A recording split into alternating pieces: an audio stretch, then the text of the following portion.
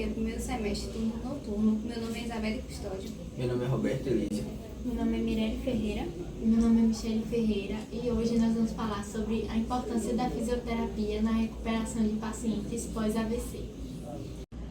O acidente vascular cerebral, mais conhecido como AVC, ele acontece quando vasos que são responsáveis por levar o sangue até o cérebro rompem ou entopem, causando assim uma paralisia na área cerebral do local onde não teve circulação sanguínea. O AVC ele é a principal causa de morte no Brasil, ceifando cerca de 100 mil vidas por ano e atingindo cerca de 400 mil. De acordo com dados da Organização Mundial da Saúde, entre 6 pessoas, uma com certeza morre de AVC no Brasil. Existem 2 tipos de AVC. Um deles é o AVC hemorrágico, que ocorre quando um vaso ele rompe, causando assim a hemorragia. Normalmente acontece dentro do tecido cerebral ou entre a superfície do cérebro e a meninge. De todos os casos de AVC, o AVC hemorrágico representa cerca de 15%. Mesmo essa porcentagem sendo relativamente baixa, tem muito mais chance de óbito. O outro tipo de AVC é o AVC isquêmico, que ocorre quando tem a obstrução da artéria, fazendo com que o oxigênio não consiga passar para as células cerebrais, fazendo essas células morrerem. Essa obstrução ela normalmente acontece devido a um trombo ou por um êmbolo e representa cerca de 85% dos casos de AVC. Bom, existem alguns sinais que o corpo dá para que a gente reconheça um acidente vascular cerebral. Agora eu vou falar alguns dos pontos mais alertantes para qualquer tipo de AVC. Confusão mental, alteração na fala ou na compreensão, alteração na visão de um ou ambos os olhos, formigamento ou enfraquecimento dos membros como braço, perna, face. Também tem dor de cabeça súbita, intensa, sem motivo aparente. E alteração no equilíbrio, coordenação motora, enfim.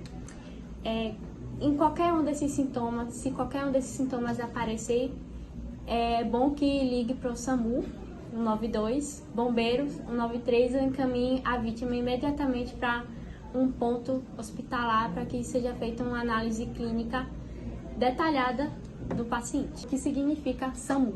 Na neurologia, o SAMU significa a união de sinais sugestivos em relação ao AVC. Primeiramente, a letra S significa sorriso.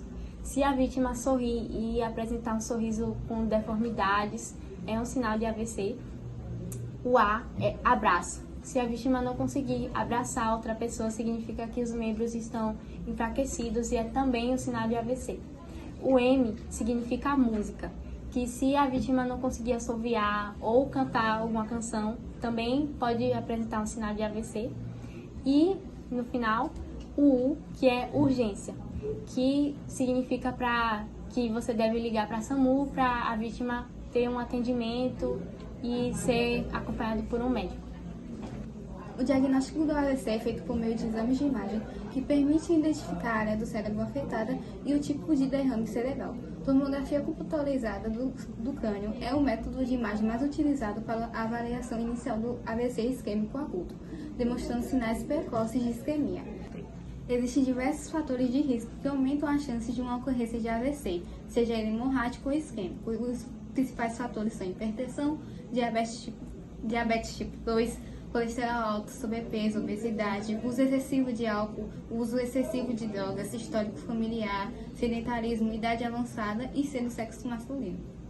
O AVC hemorrágico tem como causa principalmente a pressão alta descontrolada, a ruptura de um aneurisma e, no entanto, também pode ser provocada por outros fatores, como hemofilia ou distúrbios na coagulação do sangue, ferimentos na cabeça ou no pescoço, tratamento com radiação para câncer no pescoço ou cérebro, arritmias cardíacas, doenças das válvulas cardíacas, defeitos cardíacos congênitos, a vasculite, que é uma inflamação dos vasos sanguíneos que pode ser provocada por infecções a partir de doenças como sífilis, doença de Lyme, vasculite e tuberculose.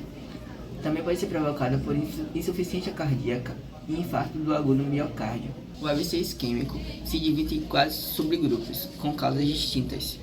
O AVC isquêmico aterotrombótico, provocado por doença que causa a formação de placas nos vasos sanguíneos maiores, a aterosclerose, provocando a oclusão do vaso sanguíneo ou formação de êmbolos.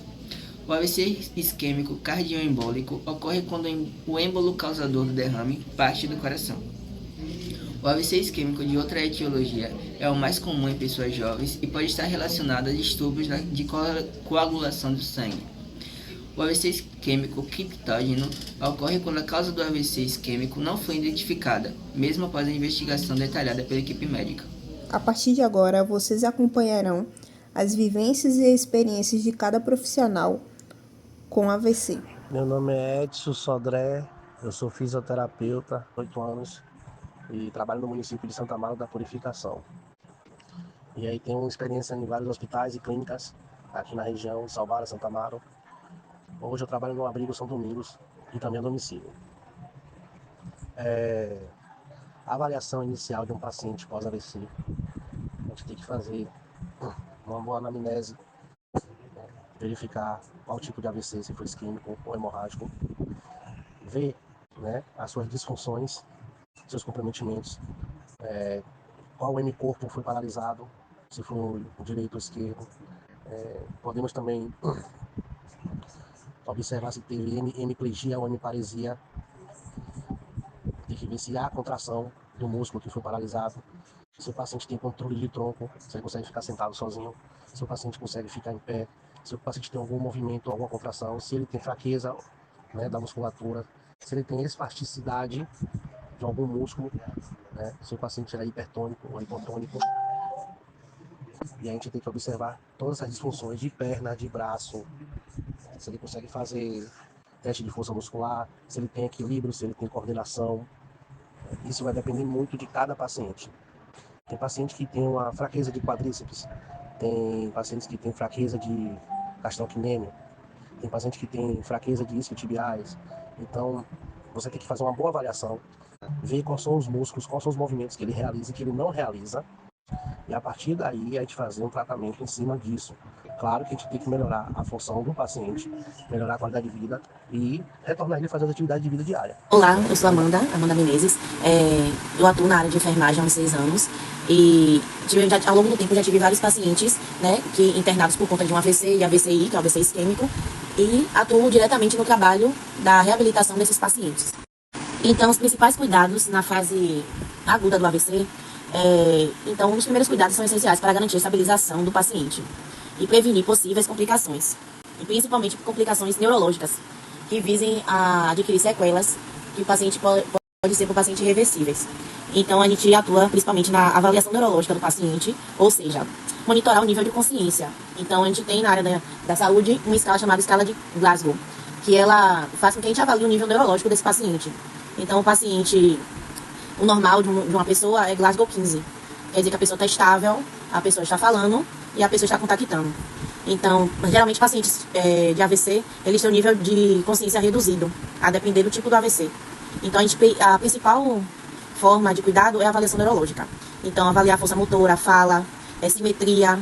Então, o paciente que teve um AVC pode vir a ter um novo AVC. Então, temos que ter os principais cuidados.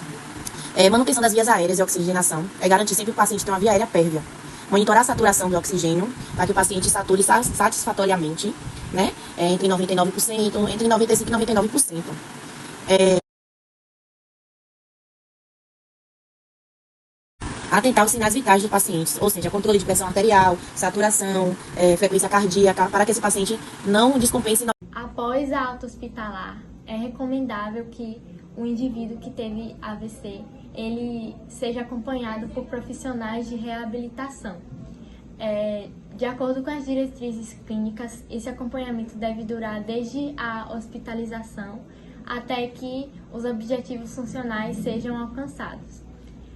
O mais importante, esses indivíduos eles devem ser acompanhados por um fisioterapeuta que irá acompanhá-los em todo o processo de recuperação.